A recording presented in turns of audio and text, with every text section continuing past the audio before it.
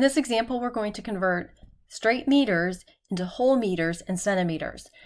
Like in the US, where we give our height in whole feet and inches for the partial foot, you could, in a European setting, give your height in whole meters and the partial in centimeters.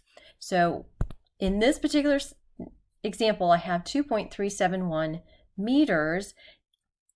Total, the whole part of the meters is 2.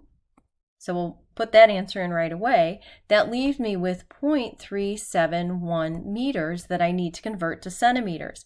Well, we remember that there are 100 centimeters in 1 meter.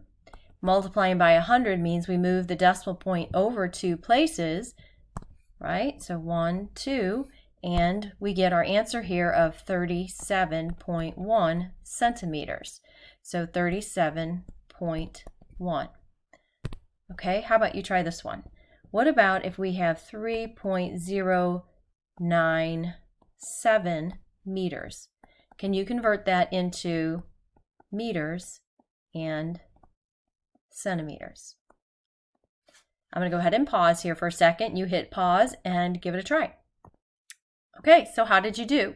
In this problem, we have the whole meters is going to be 3, because that's the whole number part of the number.